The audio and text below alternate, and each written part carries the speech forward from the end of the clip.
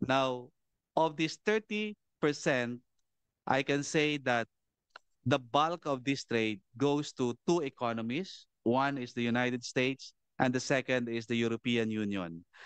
For the US, they had a share of around 10% at the average. And in the case of the European Union, they had a share of around 6 to 8%.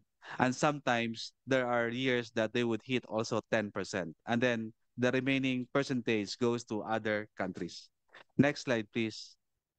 Now, as far as our import sources are concerned, the top import source is, of course, China, which accounts to 25.73%.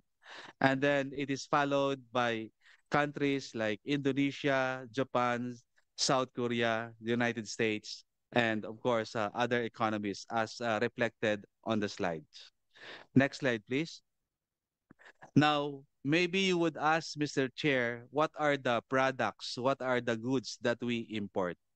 Now, based on 2024 data, you will note that 28% of the goods that we import are capital goods, 37% are raw materials and intermediate goods, and 15% of what we import consists of mineral fuels, lubricants, and related materials.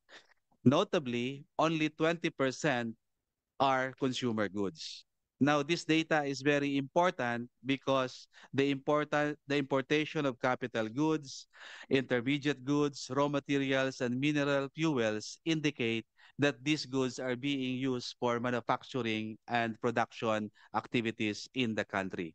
That's why if you will juxtapose the same to the performance in our manufacturing sector, you will note that there is also an improvement when it comes to our growth rate. Next slide, please.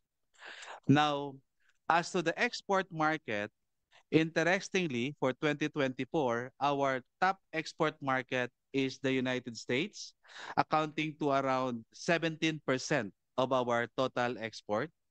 And then followed by Japan, and then you have China, Hong Kong, and of course the other economies as reflected on the slide.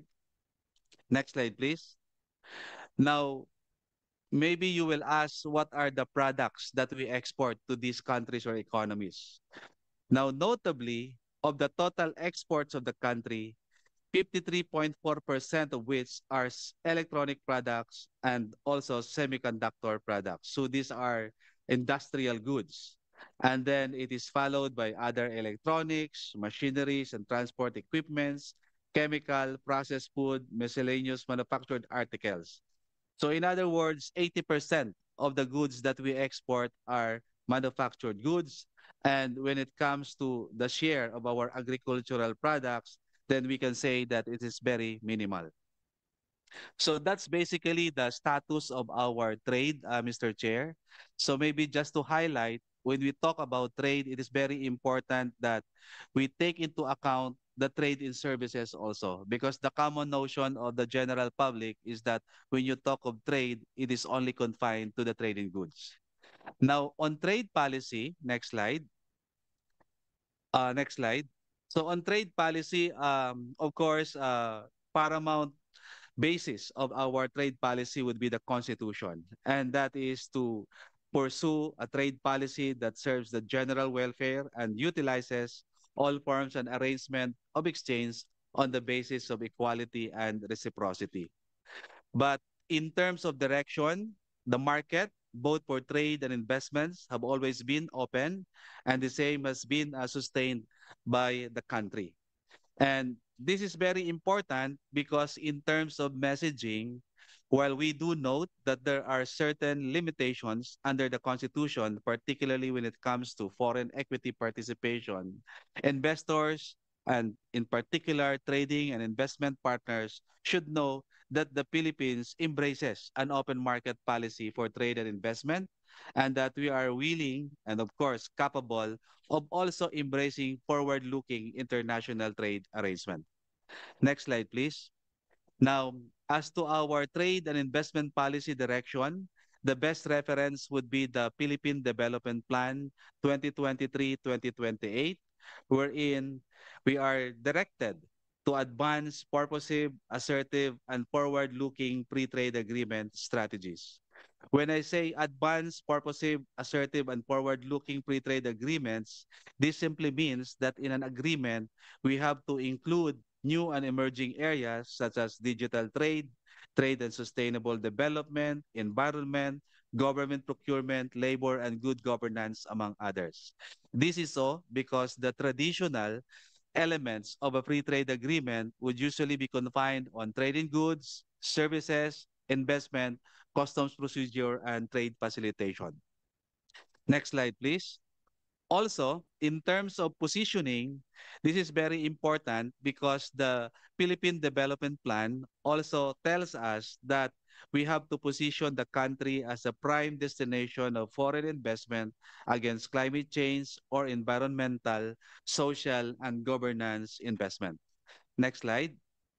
And notably, in the State of the Nation address of the President in 2023, he gave a directive that after the ratification of the Regional Comprehensive Economic Partnership Agreement and the concurrence of the Senate, wherein we are very thankful, the President directed us to continue to forge more of international partnerships that will lead to a more balanced trade strategy and healthier economic position. That is why you will note that in recent years, there are several trade agreements that we are negotiating. Next slide, please.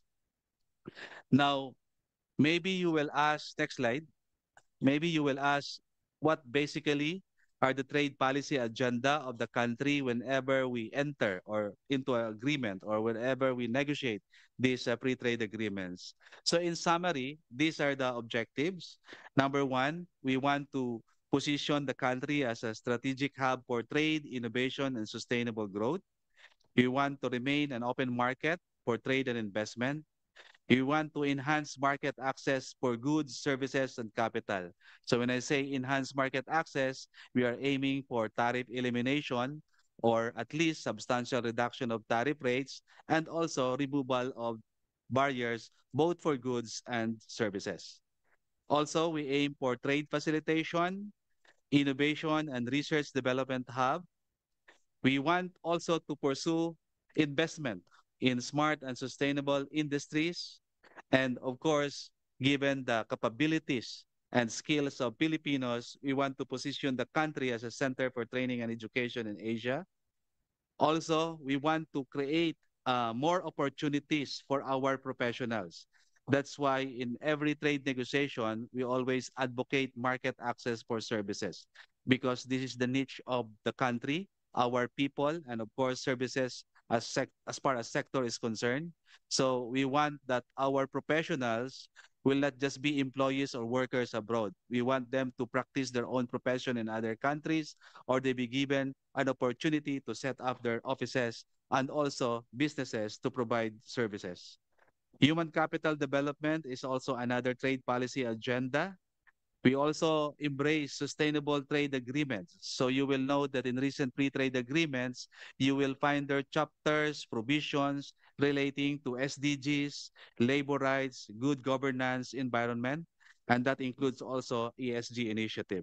So basically, we want to have an inclusive, sustainable, and responsible growth and development reflected in these various trade agreements. Now, next slide, please. Now, to give you an overview of our international trade relations network, this is the current situation of our external relation. Next slide, please. So, there are many platforms by which we engage with other countries or economies. One, we have bilateral free trade agreements. Currently, we only have 3 bilateral agreements. One with Japan, second with EFTA countries. EFTA countries consist of Switzerland, Norway, Iceland, and Liechtenstein. And the third one is the recently ratified and concurred in by the Senate, the Philippines Republic of Korea Free Trade Agreement. The other agreements that we have are all anchored in ASEAN. So these are regional trade agreements, and these are the following. One is, of course, the ASEAN Free Trade Area that covers trade in goods agreement, trade in services agreement, and of course, the ASEAN Comprehensive Investment Agreement.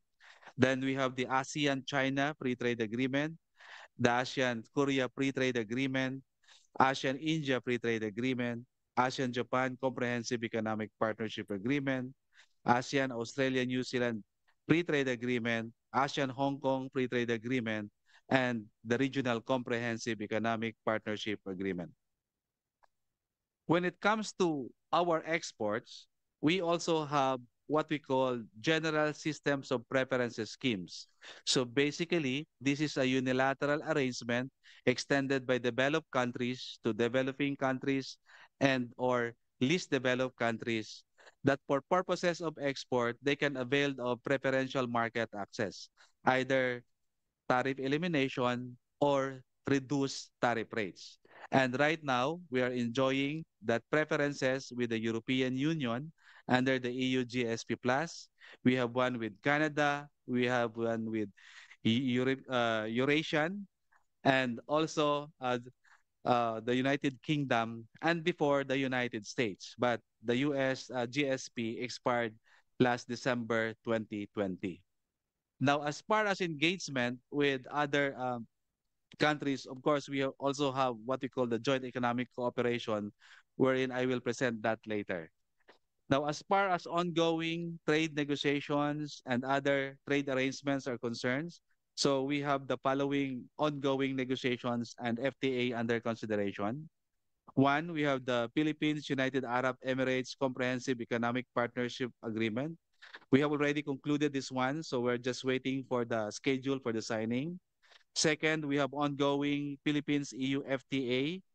We have the Indo-Pacific Economic Framework Agreement, the Philippines India Preferential Trade Agreement. When I say preferential trade agreement, that means that the scope is only limited to trade in goods. And then, of course, we have the ongoing Philippine-Chile Comprehensive Economic Partnership Agreement. And that's where I chance upon your street, Mr. Chair, in Chile when we're having the negotiation.